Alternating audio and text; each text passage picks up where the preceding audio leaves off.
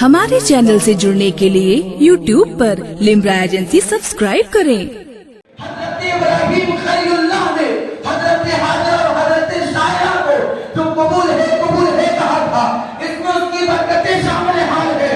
محمد رسول اللہ نے جو حضرت خدیجہ الکبریٰ کو قبول ہے کہا تھا، اس میں اس کی برکتیں شامل حال ہے۔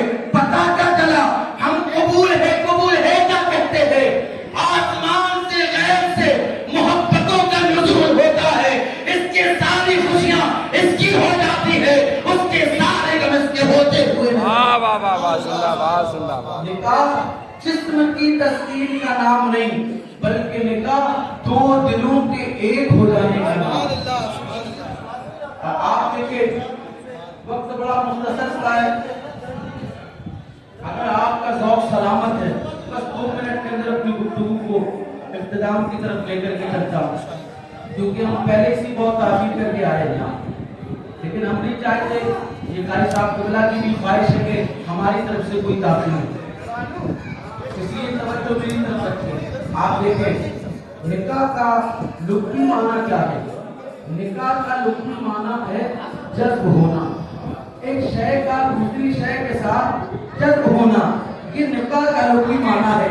اور آپ اندازہ لگائیں، صوفیہ نے بہت ساری وجوہات بیان فرمائی، لیکن بس صرف 2 وجوہات کو میں بیان کر کے اپنی گفتگو کو آگے کی طرف لے کر کے چلتا ہوں۔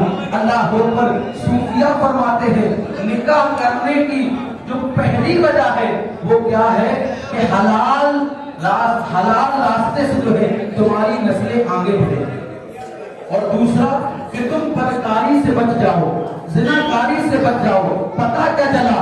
نکاح کے بعد جو ہے میرے تیرے کریم نبی نے فرمایا، نکاح کے بعد جو ہے اللہ اکبر انسان کی نگاہیں نیچی ہو جایا کرتی ہے، پھر وہ اپنی نظروں کے ادھر ادھر بہکاتا نہیں ہے، بلکہ جب چلتا ہے تو یہ سوچ کے چلتا ہے میں کسی کو دیکھوں گا تو کل اللہ مجھے بھی بیٹی عطا کرے گا۔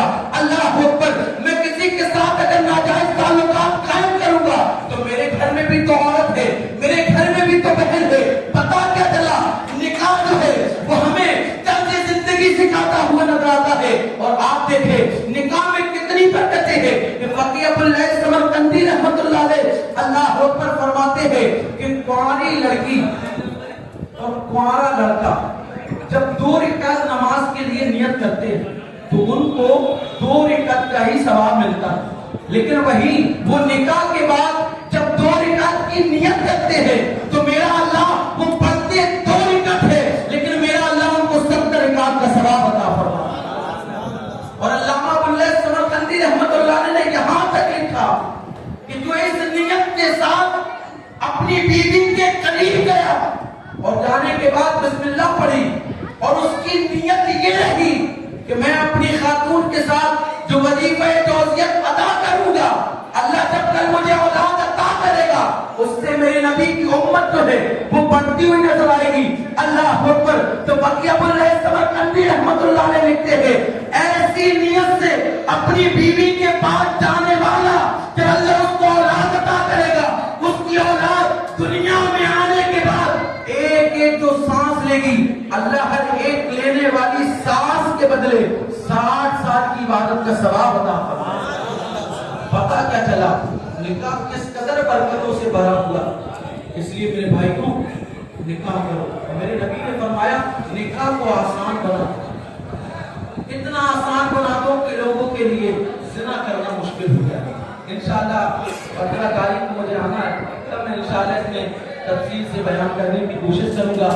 ابھی بس صرف اتنا یاد رکھیں میرے بھائی، اگر اللہ نے تمہیں نوازا ہے اور واقعی تم اپنے آپ کو عاشق رسول کہتے ہو تو تمہارا عشق صرف محدود تک محدود نہیں رہنا چاہیے، تمہارا یہ عشق جو ہے وہ صرف ناروں تک محدود نہیں رہنا چاہیے، بلکہ آج جب تم دیکھ رہے ہو کہ ہمارے گھروں کی بچیاں اوروں کے ہاتھ پکڑ کے جو ہے مرتد ہوتی ہوئی چلی جا رہی ہے، وجہ کیا ہے؟ اس کی ایک بہت بڑی وجہ کیا ہے؟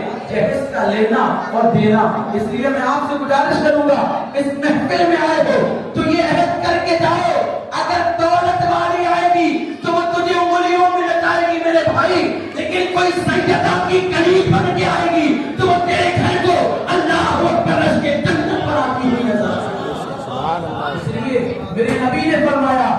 हदीस पाक का मफहूम यह है कि जिसकी बीवी नेक है गोया कि उसके शौहर के लिए दुनिया ही जन्नत है। इसलिए मेरे भाई को जहां बच्चियां देखने के लिए जाते हो हुस्नों को ना देखा करो, आला नस्ल को ना देखा करो, उसके बाप के बैकग्राउंड को और माल को ना देखा करो, बल्कि देखना हुआ करे तो फिर ये देखा करो कि इसका इसके वालिदैन के साथ में रवैया क्या है, क्या ये कभी अपने वालिदैन को भी रोटी के लिए पूछती है। मेरे भाई बताओ, जिसका रवैया अपने वालिदैन के साथ में बेहतर ना हो वो तेरे माँ बाप की क्या फिक्र रखेगी। अल्लाह अकबर, जो अपने भाइयों से सलाम और कलाम बंद कर चुकी हो, जो अपनी बहनों से कतई ताल्लुक की खत्म कर चुकी हो, मुझे बताओ अल्लाह अकबर वो तेरी कब होकर के रहेगी। इसलिए अल्लाह अकबर, अगर से कोई चीज देखना है तो ये देखा करो उसके अंदर दीन है कि नहीं है। अगर ये दीन है तो याद रखो हुस्न वाली आएगी तो शायद आप मुझे खूबसूरत औलाद दे या न दे, लेकिन अगर दीनदार आएगी तो आपके अल्लाह अकबर जो बच्चे होंगे उनको जरूर दीनदार बनाती हुई नजर आएगी। इसलिए जरूरत है दीन को तरजीह देते हुए निकाह करो, जहेज को ना देखो, क्योंकि हमारा तो ये अकीदा है ना मेरे भाई, कौन देता है देने को मुंह चाहिए, कौन देता है देने को मुंह चाहिए।